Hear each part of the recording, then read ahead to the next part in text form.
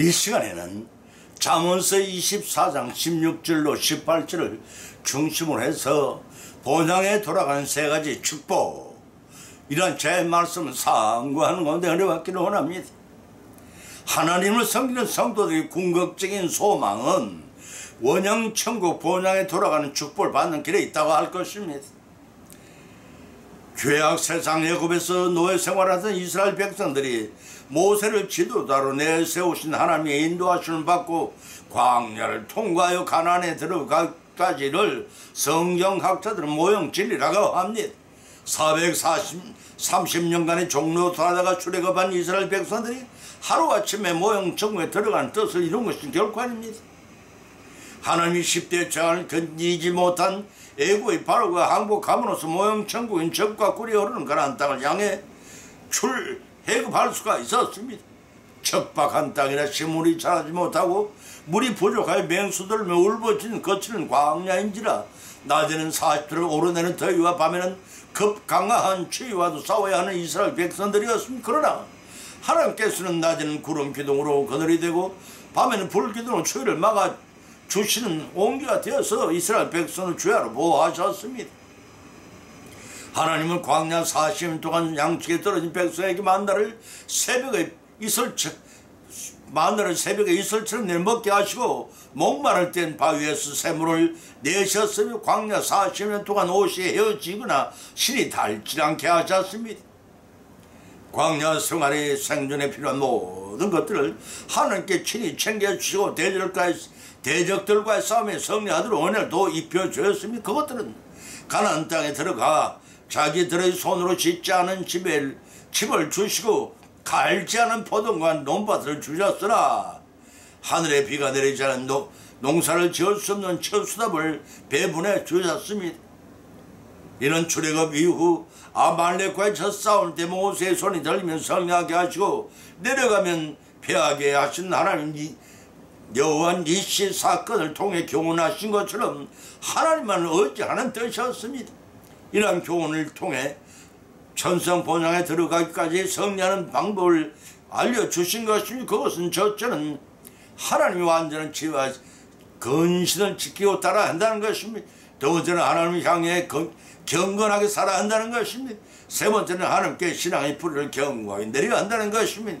과연 그러한지 성경에서 이상한 세 가지 말씀을 택하여 본문으로 삼고 상고하는 가운데 피차에 은혜 받고 실천하시면 예배하신 복을 받고 누리시기를 예수님 이름으로 간절히 축원드립니다. 첫 번째는 완전한 지혜와 근신을 지키고 따라야 한다고 했습니다. 잠언서 3장 21절 24절을 찾아본 기록하기를 내 아들들아 완전한 지혜와 근신을 지키고 이것들로 네 눈앞에 떠나지 않게 하라.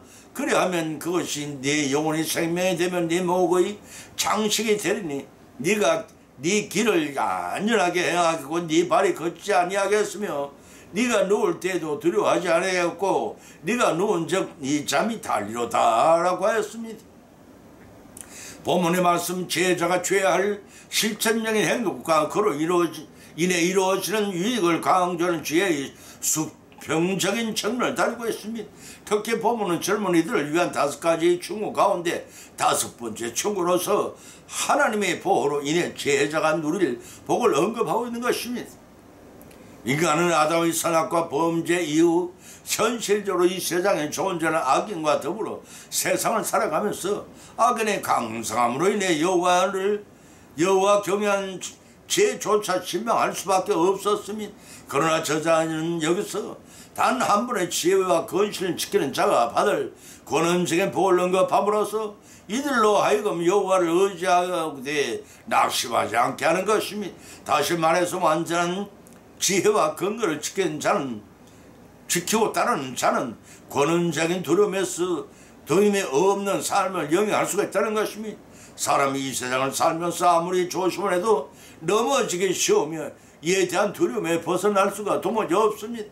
그러나 믿는 성도들에게는 천지 만물을 창조해 주시고 역사의 섭리자이신 하나님을 알고 의지할 때 혹 현실적으로 어려움이 있을지라도 이를 하나님이 더 큰 축복의 방편으로 생각하고 다 내줄 수가 있습니다. 전도서 7장 19절에서 찾아본 기록하기를 지혜가 지혜자로 성읍 가운데 열 유사보다 능력있게 하느니라. 선을 행하고 죄를 범치 않은 의인은 세상에 아주 없느니라고 했습니다. 성읍을 다스리는 위정자들의 통치 집단에서 모아진 의견보다 하나님이 주신 지혜가 훨씬 위대하다는 것입니다. 또한 아무리 선을 많이 행할지라도 죄를 범하지 않는 의인은 있을 수 없다는 것입니다. 때문에 완전자이신 하나님의 지혜와 건실한 겸손을 통해 삶과 은행 심사를 조심하라는 것입니다. 특히 본문의 성도가 건신해야 할 이유가 5가지를 성경에서 기록하고 있는데 찾아보면 첫째는 잠언서 2장 11절을 통해 자신을 지키기 위하여 건신을 하는 것입니다. 두 번째는 잠언서 3장 21절 22를 통해 성도의 아름다움을 갖추기 위해서라는 것입니다. 세 번째는 데살로니가전서 5장 6절 8절 베드로전서 4장 7절을 통해 주님의 재림을 준비하기 위해서요. 네 번째는 디모데후서 1장 7절 8절의 복음과 함께 고난받기 위해서요. 다섯 번째는 베드로전서 5장 8절을 통해 마귀의 세력을 대적하기 위해 건신하라는 것입니다. 그래서 보면 21절을 보면 내 아들아 완전한 지혜와 건신을 지켜 떠나지 않게 하라고 하였습니다. 천지의 만물을 창조하시고 주관하시고 섭리하신 하나님의 전능성이야말로 완전한 지혜인 것입니다. 이 완전한 지혜를 얻어서 간직해야 할 이유를 본문에서 설명하고 있습니다. 본절에서 떠나지 않게 하라는 권면은 네 마음속에 가치를 약화시키거나 잃어버리지 말라는 것입니다. 본문 20절은 그리하면 그것이 네 영혼의 생명이 되면 네 목숨의 장축이 되느니라 하고 하였습니다. 이 말씀은 완전한 지혜와 건실이 인생을 변화시키고 풍요롭게 하는 축복의 원천으로 계속 언급하고 있는 것입니다. 본질의 생명과 장식은 죄를 소유한 자에게 주어지는 하나님의 내외적인 축복과 은총을 말합니다. 그런 의미에서 너희 영혼의 생명의 대별하는 표현은 영혼의 지혜와 건실을 통해 참된 생명을 단순한 의미를 넘어서 인간의 생명은 본질적으로 영혼의 근거를 두고 있음을 시사한 것입니다. 그래서 본문 23절에서는 네가 길을 안전히 행하겠고 네 발이 거치지 아니하겠으며 하고 밝혀놓은 것입니다. 하나님의 말씀인 지혜가 사람에게 생명을 줄 뿐만 아니라 인생의 여정도 끝까지 평안을 지켜준다는 보호와 약속이 제시되고 있습니다. 본절에서 안전히 히브리어 베타흐라는 말은 하나님 보호 속에 성도가 안전한 삶을 누리게 되는 것을 묘사한 말입니다. 또 너희 발이 거치지 않게 하며 라는 말은 정확히 번역하면 네가 네 발에 부딪히지 않게 하시겠다는 뜻으로서 인생의 단순함의 여생의 장애물이 될 것이지만 하나님 죄는 이러한 장애물을 제거하여 평탄한 삶으로 인도할 것이라는 말씀입니다. 그 결과 보면 24절에서는 네가 누울 때 잠이 달리로다 라고 결론을 내리고 있습니다. 평안한 잠은 성도가 하나님의 보호와 인도하시며 안전을 확실할 때 얻어지는 소중한 축복입니다. 시편 4장 8절의 말씀입니다. 시편 4편 8절의 말씀입니다. 이 같은 의미에서 본질은 하나님의 지혜를 얻는 자는 평안한 잠을 자게 하지만 하나님의 계명에 순종하는 자는 앞날의 불안 때문에 잠을 이루지 못하는 그와 좋은 대주를 이룬다고 하겠습니다. 하나님의 지혜를 얻는 자는 평안한 잠을 자게 되지만 하나님의 계명에 불순종하는 자는 앞날의 불안 때문에 잠을 이루지 못한 나는 좋은 대주를 이루고 있나고 하겠습니다. 신명기 28장 60절 욥기 7장 4절의 말씀이 이제 본향에 들어간 세 가지 축복이 무엇인가 자명했습니다. 그것은 하나님이 주시는 완전한 지혜와 건실을 지키고 따를 때 성리할 수 있다는 것입니다. 따라서 우리 성도는 하나님이 완전한 지혜와 건실을 지켜 영원한 안식의 나라에 모두 다 들어가시려 예수님 이름으로 축을 드립니다. 두 번째는 경건하게 살아야 한다는 것입니다. 잠언서 24장 16절 18절을 쳐다보면 기록하기를 대저 의인은 7번 넘어질지라도 다시 일어나려니와 악인은 죄악으로 인하여 엎드러지라니 네 원수가 넘어질 때 절구하지 말며 그 엎드러질 때 마음에 기뻐하여 여호와께서 이를 보시고 기뻐하지 아니하사 그 진노를 그에게 옮기시가 두려우니라고 하였습니다. 하나님은 죄인 악인에게도 선한 의인에게도 구별하지 않고 다같이 생명의 햇빛과 은혜의 담비를 내려주십니다. 그런 가운데서는 선한 의인들이 어려운 가운데 살아가는데 비해 악인은 유달리 형통하게 사는 것처럼 보입니다. 그러나 악인의 형통을 부러워하지 말고 7가지 이유를 부려하지 말아야 할 7가지 말씀을 성경에서 찾아보면 이러합니다. 첫째는 욥기서 20장 4절 5절과 21장 13절을 통해 경각하니 망한다는 것입니다. 두 번째는 시편 74편 2절로 3절을 통해 부러워할 때 신족하게 된다는 것입니다. 세 번째는 시편 75편 8절과 잠언서 21장 12절을 통해 하나님이 진으로 단번에 무너질 것입니다. 네 번째는 시편 92편 7편 7절을 통해 영원한 멸망할 것이기 때문에 다섯 번째는 잠언서 11장 44절 3절을 통해 악인의 형통한 죄악이기 때문이라는 것입니다. 여섯 번째는 로마서 1장 24절 25절을 통해 하나님의 잠시 동안 허락하시기 때문이라고 했습니다. 일곱 번째는 이사야서 5장 1절 14절을 통해 장차 도리어 심판거리가 될 것이기 때문이라고 했습니다. 성경은 우리에게 마태복음 13장을 통해서 가라지가자라게 두는 것은 알곡도 뽑힐 것이기 때문에 다 자라게 준다고 가르치고 있는 것을 명심해야 할 것입니다. 따라서 본문의 말씀 악인의 형통을 부러워하지 말고 또한 그들이 넘어질지라도 마음속으로 하면 기뻐하는 것입니다. 잔인하게 드러내놓고 기뻐함으로써 인간 누구를 차별 없이 사랑하시는 하나님 놓으며 사지 말라는 것입니다. 억울한 일을 당했을지라도 하나님께 이실 직구하는 가운데 그 처리를 하나님께 맡기는 삶을 살아야 합니다. 보면 16절을 보면 대저 의인은 7번 넘어질지라도 다시 일어나라니와 악인은 재앙으로 인하여 엎드러졌나니라고 했습니다. 7.8기란 말이 있습니다. 7번 넘어져도 다시 일어나는 자는 성리에 정치할 수가 있습니다. 본절에서 7번으로 완전한 멸망이라는 뜻을 상징합니다. 그와 같이 어려운 형평한 처지에 죄 있을지라도 의인은 하나님께서 다시 일으켜 세워 성리하게 하신다는 뜻입니다. 이 말은 궁극적으로 악인은 망하고 의인은 흥한다는 사실을 시사합니다. 다시 말해서 하나님의 인도와 보호하시는 받는 의인은 시냇가에 심은 나무 같아서 인고의 시절 끝에 건실한 열매를 맺습니다. 그렇지만 악인은 바람에 나는 겨우 같아서 일시적으로는 잘 되는 것 같지만 결국 하나님 내리시는 진노의 심판을 견디지 못하고 멸망할 수밖에 없다는 것입니다. 시편 1편 3절 4절이 맞습니다. 그러기에 그럴지라도 보면 17절에서는 경고하기를 네 원수가 넘어질 때 기뻐하지 말라는 것입니다. 게으른 자는 자신의 가는 길을 형통하게 하는 자가 아니라 타인의 형통한 길로 인도하는 자이어야 한다는 것입니다. 비록 자기를 괴롭히던 원수일지라도 공경에 처했을 때에 이를 드러내놓고 기뻐하지 아니하며 안쓰럽게 여겨야 합니다. 악을 손으로 갚으라는 말씀은 일명이 상통한 말씀이기 때문에 본질은 하나님을 경외하는 자의 행동은 타인의 형통함을 시기한 악인과 같은 항상 자유중심적인 삶을 살지 말고 타인에게 인자와 사랑을 베푸는 생활을 하라는 교훈입니다.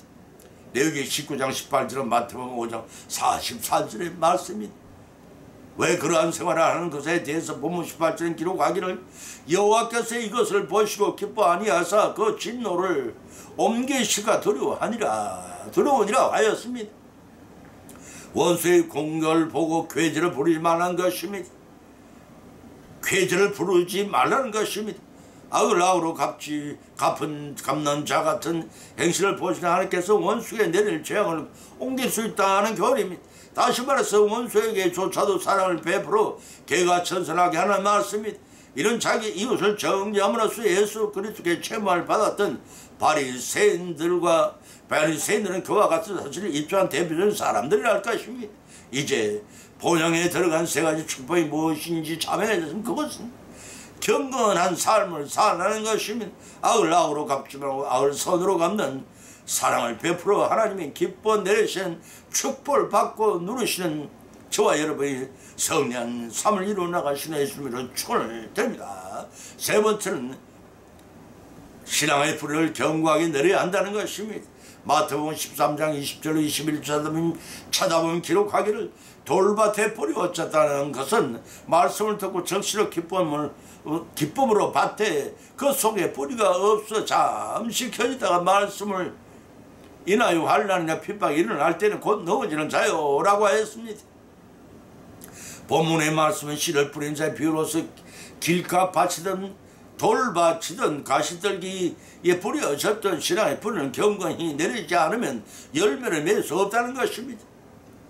배고픈 자가 밥을 찾고 목마른 자가 우물을 찾듯이 하나님 말씀을 듣고 깨닫기를 원하는 자에게는 영적 열매를 풍성하게 맺게 하십니다.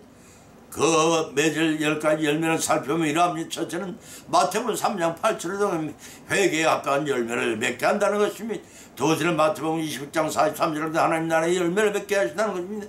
세 번째는 요한복음 4장 36절을 통해 인생의 영생의 열매를 맺게 하신다는 것입니다. 네 번째는 로마서 1장 12절을 통해 전도의 열매를 맺게 하신다는 것입니다.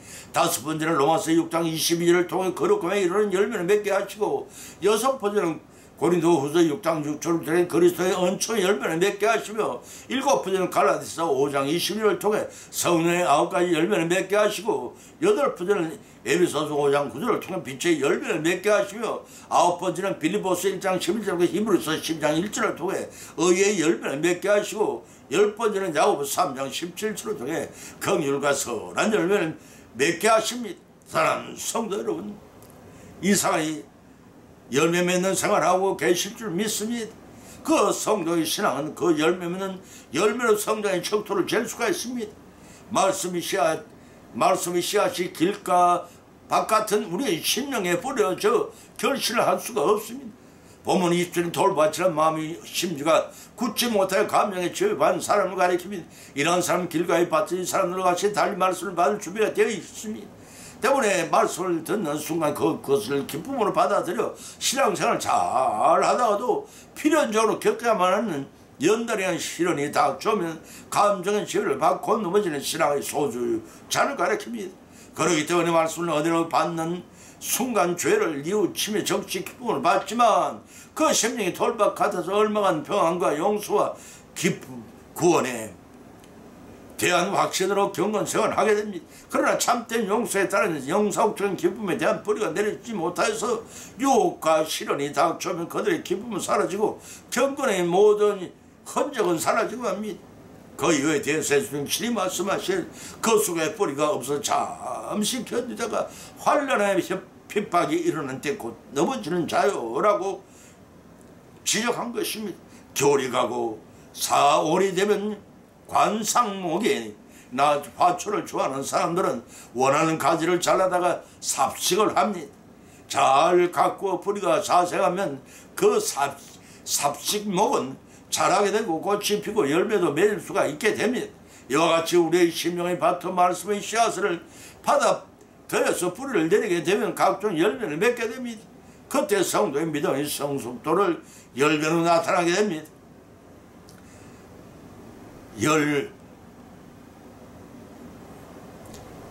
그 성도의 믿음의 성숙도를 열매로 나타나게 됩니다. 열매로 나타내지 못하는 믿음은 모래 위에 집을 지은 것 같아서 상수가 몰아치면 그만 허망하게 허물어지만 합니다. 그래서 주초를 반석 위에 둔 집을 지으라는 말씀처럼 우리의 신앙도 귀회적이거나 일시적인 감정에 영향을 받는 뿌리를 내리지 못하는 신앙을 생활을 하지 말라는 것입니다.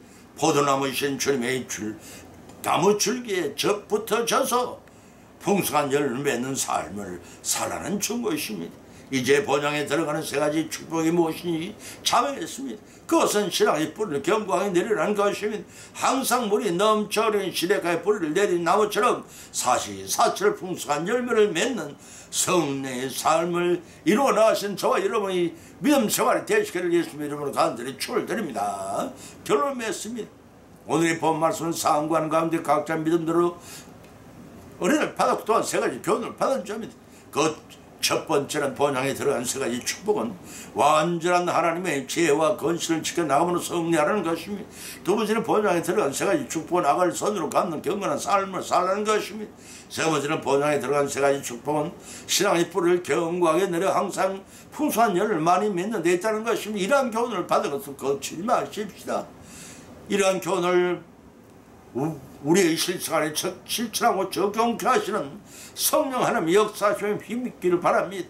그래서 성숙되고 주님의 인격을 담고 본받아 잘 이어져서 재림하신 주님께 알고로 추수됨으로써 영생의 복을 받고 누리시는 우리 모든 성령은 믿음 생활의 되시기를 예수 이름으로 간절히 축원을 드리라. 찬송 508장을 올리겠습니다.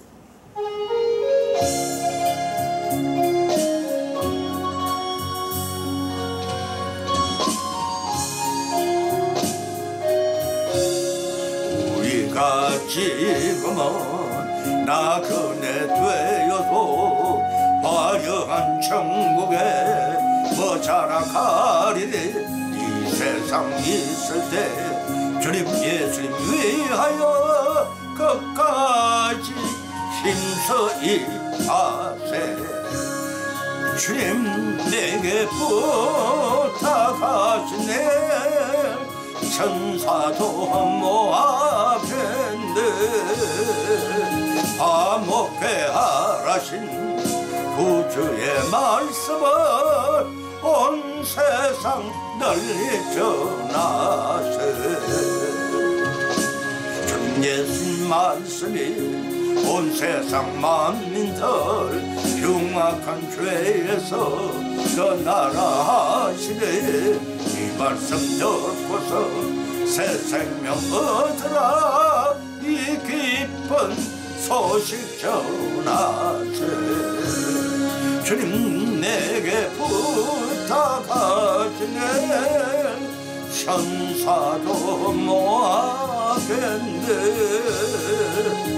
화목해 하라신 구주의 말씀을 온 세상 널리 전하세.